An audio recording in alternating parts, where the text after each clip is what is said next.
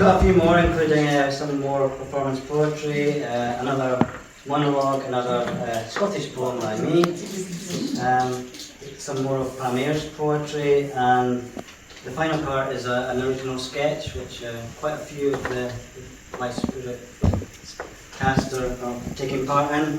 So we'll start with Fran. So we're definitely again.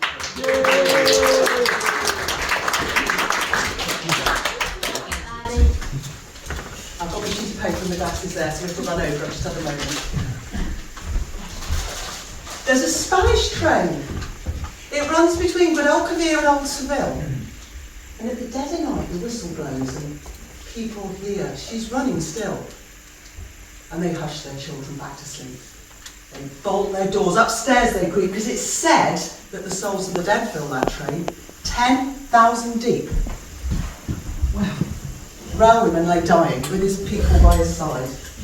His family were crying, knelt in prayer before he died. But at his head, just a-waiting for the dead, was the devil with a twinkle in his eye. Well, God's not around. Look what I've found. This one's mine. Just then, the Lord himself appeared in a blinding flash of light and said to the devil, "Get ye hence to endless night." But the devil just grinned, said, "I may have sinned, but that's no need to push me around. I got here first, so you can do your worst. He's going underground." "I think I'll give you one more chance," said the devil with a smile. "So throw away that stupid lance, it's really not your style. Joker is the name. Poker is the game, and we'll play it right here on the bed. And we'll play it for the highest stakes yet, the souls of the dead." And I said, "Oh, look out, Lord. He's going to win. The sun's down and the night's riding in. That train is dead on time and many souls are on the line. Oh, Lord, he's going to win." Well, the railwayman, he cut the cards and he dealt them each a hand of 5. And for the Lord he was praying hard, because otherwise that train he'd have to drive. The devil, he had 3 aces and a king. The Lord, he was hoping for a straight. He had the queen, the knave, the 10 and the 9 of spades. All he needed was an 8. Well, the Lord, he asked for one more card, but he gets the diamond 8. And the devil says to the Son of God, "I think you've got it straight. So deal me one, because the time has come to see who is going to be the king of this place." But as he spoke, from beneath his cloak, he drew another ace. 10,000 souls was the opening bid, but it soon went up to 59. But the Lord, he didn't see what the devil did, and he said, "That suits me fine. I'll raise your heart to 105 and forever put an end to your sins." But the devil let out a mighty roar. "My hand wins!" And I said, "Lord, oh Lord, you let him win. The sun's down and the night is riding in. That train's dead on time and my soul is on the line. Oh Lord, you let him win." Well, that Spanish train still runs between Guadalquivir and Old Seville. And at the dead of night the whistle blows and people fear she's running still. And far away in some recess, the Lord and the devil are now playing chess. The devil still cheats and wins more souls. And as for the Lord, he's just doing his best.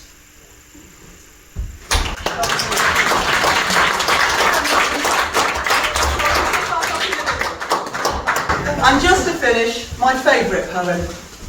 Sorry, Mum.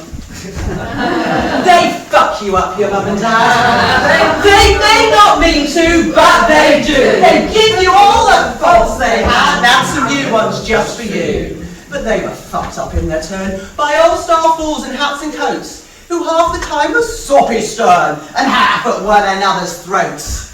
Man hands on misery to man, it deepens like a coastal shelf. Get out as early as you can. Don't have any kids yourself.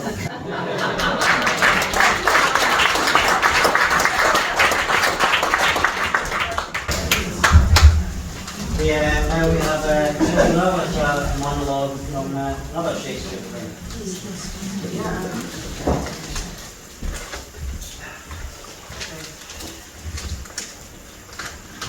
Was the hope drunk wherein you dressed yourself? Hath it slept since? And wakes it now to look so green and pale at what it did so freely? From this time such I account thy love. Art thou afeared to be the same in thy own act of valour as thou art in desire? Wouldst thou have that which thou esteemest the ornament of life, and live a coward in thine own esteem, letting I dare not wait upon I would, like the poor cat in the adage? What feast was then that made you break this enterprise to me? When you durst do it, then you were a man. And to be more than what you were, you would be so much more than man. Nor time nor place did then adhere, and yet you would make them both. They have made themselves, and that their fitness does now unmake you. I have given suck, and know how tender it is to love the babe that milks me. I would, while it was smiling in my face, have plucked the nipple from its boneless gums and dashed the brains out, and I so sworn as you have done to this.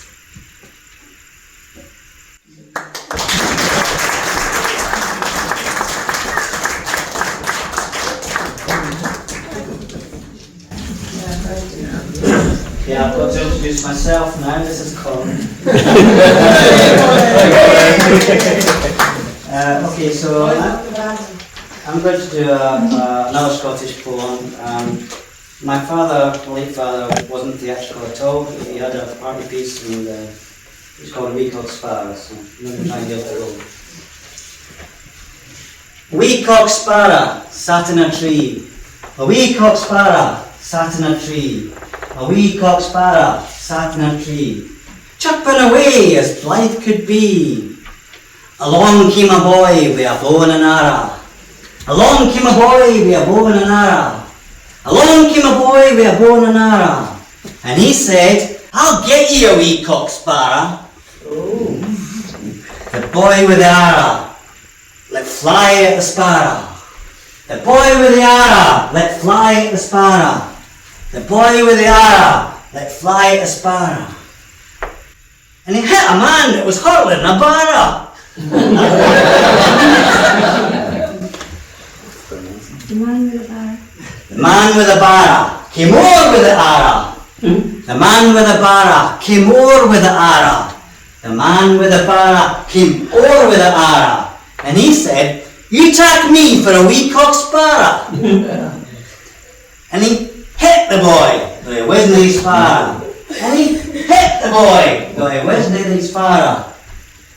And he hit the boy, though he wasn't his sparrow.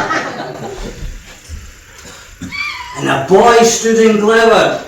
He was hurt to the marrow. And all this time, the wee cock sparrow. And all this time, the wee cock sparrow. And all this time, the wee cock sparrow was chirping away on the shank of the barrow. That's it.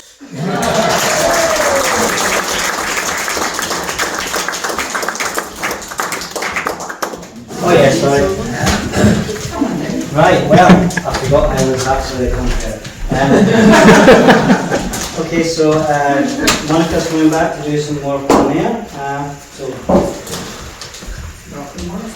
Welcome, Monica.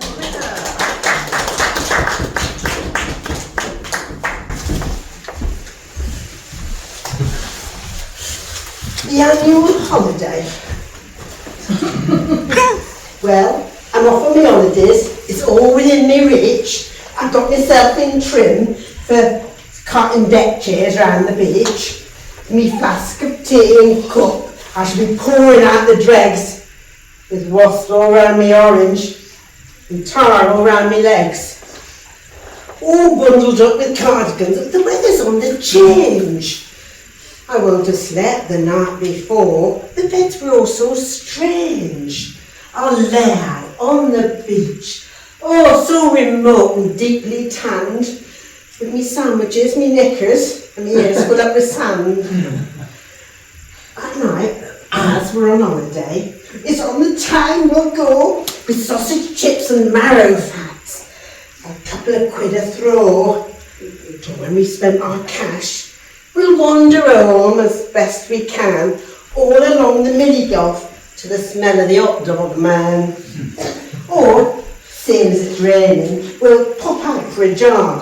When we fought the other tourists for a second at the bar, we'll ignore those folks who have just come in with shoulders who are so sore, because last week was so hot they couldn't step outside the door. And then we'll travel home, sat religiously apart, so we don't touch each other's legs and make the sunburn smart, with suitcase full of rock, so everybody gets a stick. And our hearts down in our flip-flops. See you next year. Kiss me quick.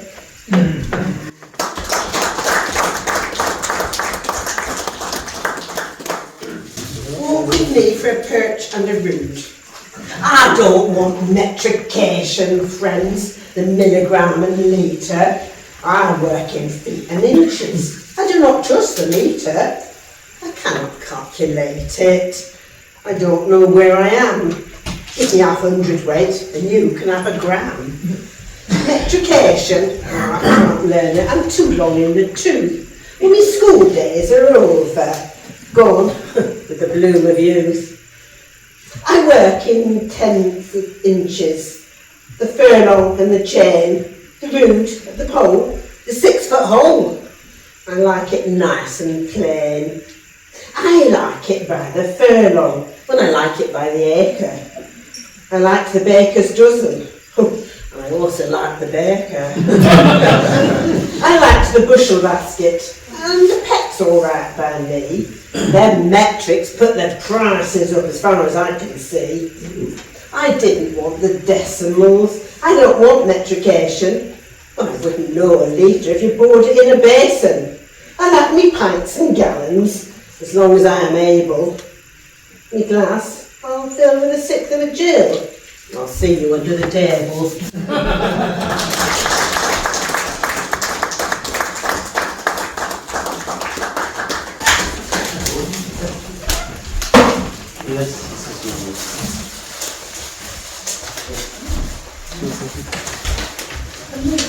I'll just introduce you now, okay? Okay, so this is the final act of the evening. It's an original sketch, partly to do with light spirit. So I'll introduce the first person to come on is Tilda. I'll be loving you always, with a love that's true always.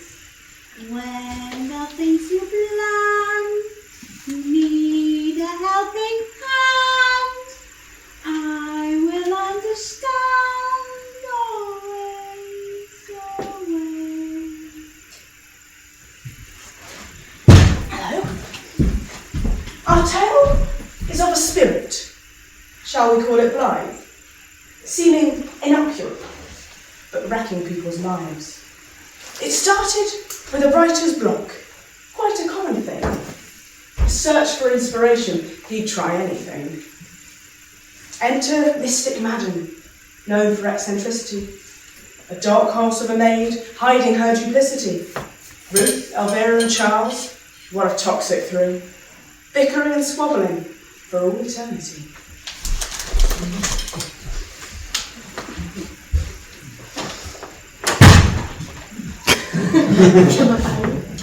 I have a day to say out loud. I worked some magic. I was so proud. Charles's first and second wife, well, I brought him back to life. Of course, it was all down to me. I'm a superstar, you see? When I produce my seance child, my parties go quite wild. But Elvira hadn't been back long when they told me I was wrong. Oh, that silly maid got in the way. She spoiled my glory day!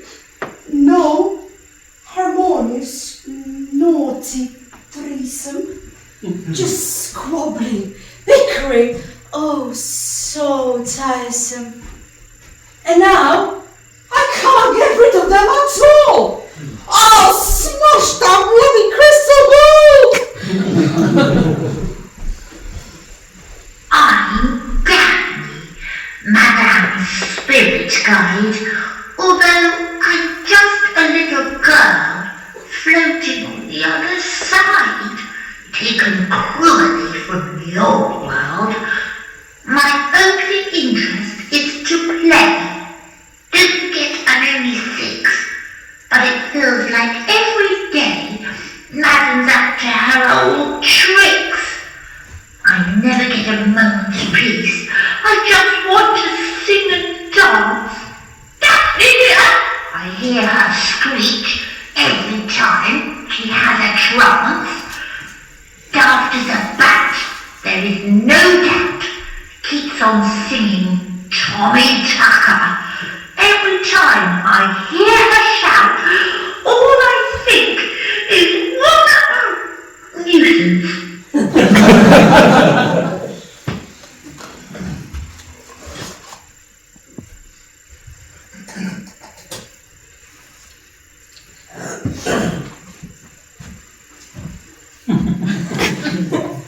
I was quite a catch, but I met my match when those minxes walked up the aisle.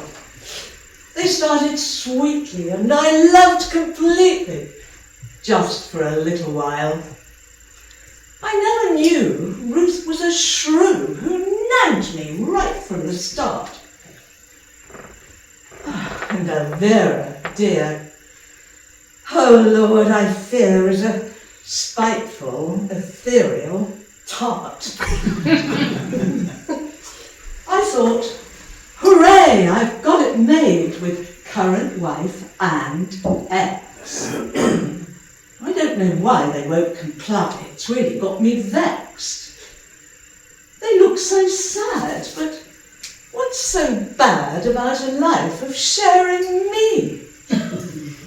One night each, between the sheets, and for special nights, all 3.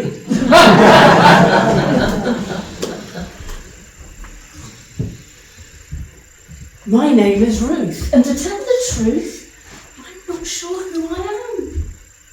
I married well, I thought that's swell. But it was all a sham. Our first kiss turned to wedded bliss. And I've just missed out a line.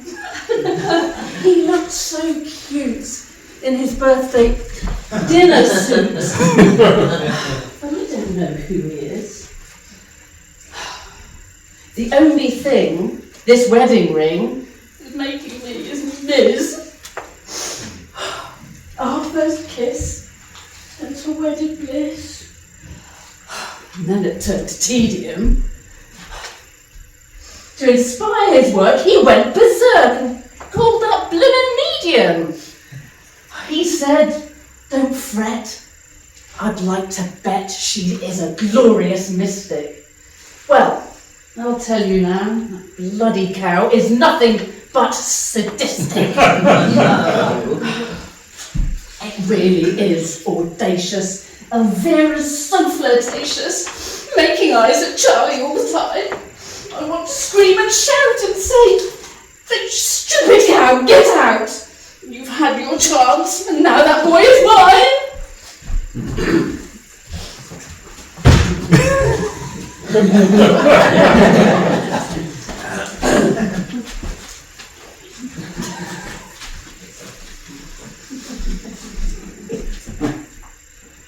I thought my life as Charles's wife was bliss, but he's too mean, and what is more, he's such a bore.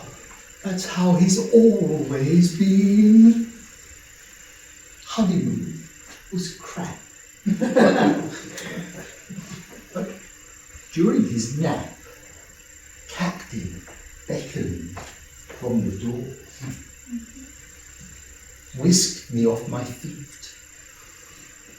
With words so sweet out there on the moor. And my, oh my, that hunky guy took me out on the river. Oh, and oh so flirty, talking dirty. Ooh, it made me shiver. How low I've stooped. But what a nincompoop, far too fond of whiskey. Every evening's boozy, and he calls me a floozy, and then he gets all frisky. Oh.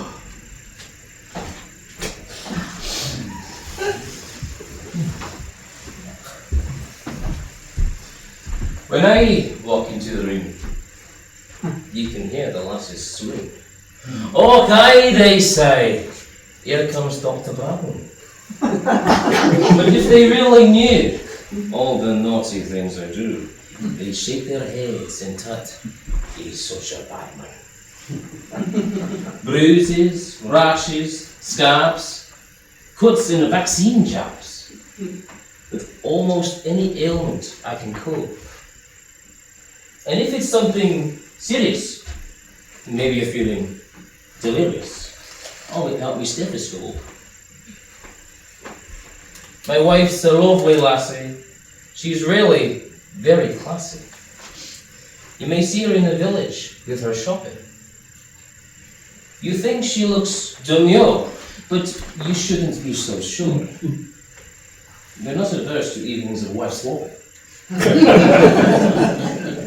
My bonny Mrs. B is really just like me, and from the same hymn sheet we both sing.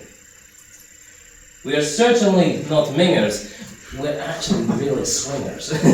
There's nothing like a good old Highland fling.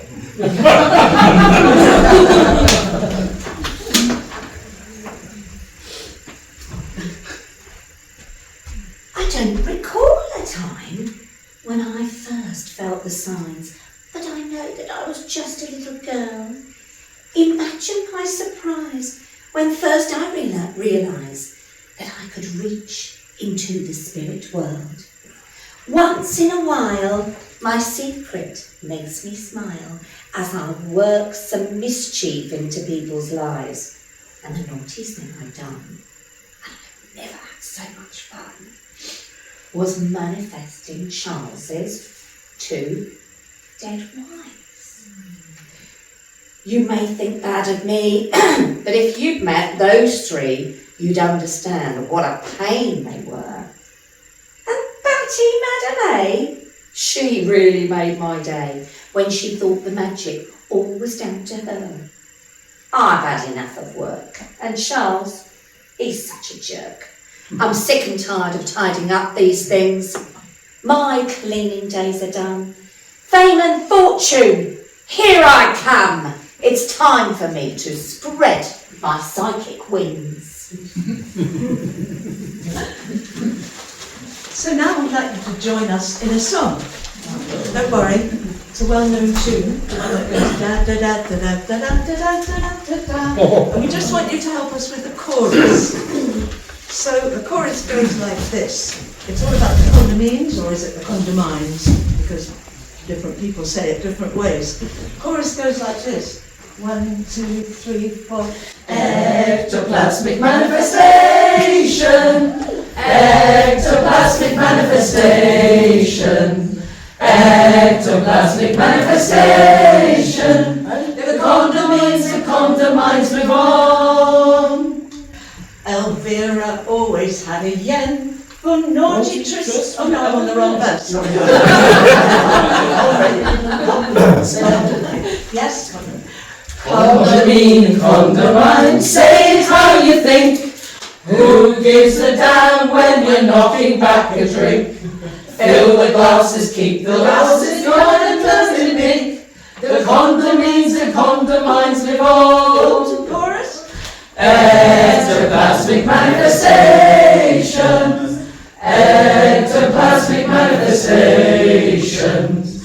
Ectoplasmic manifestations. The condom means it condomines the con. Elvira always had a yen for naughty trysts with other men. On the lights launch just for a thrill, but all she picked up was the shell. But the captain's cuddly sport upon the moors of Budley salted the condom means the condomines live on. All together. Ectoplasmic manifestations. Ectoplasmic manifestations. Ectoplasmic manifestations. The condom means the condomines live on. Ruth was Charlie's second wife. She settled for a country life. Early to bed except the night. She helped to get the stories right. She never let up for a mother. Just nagged and jabbed her fingers so. The condom means the condomines live on. Ectoplasmic manifestations.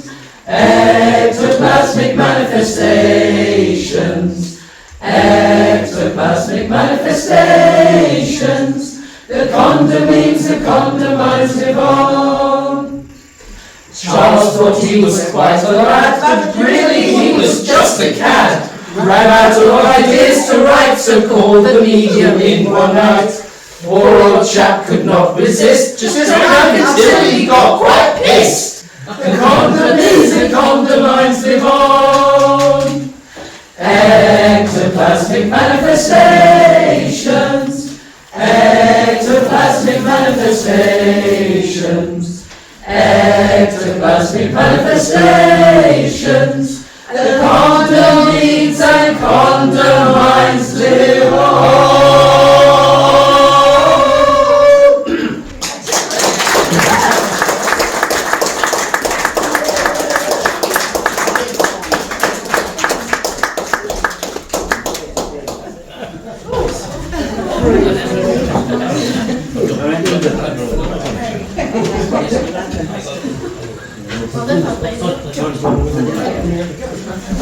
Dr. Bergman's back, actually. And just to say thank you very much for joining us, and that is the end of our review. And I heard it was a success, actually. It was quite good. And thank you all for coming tonight.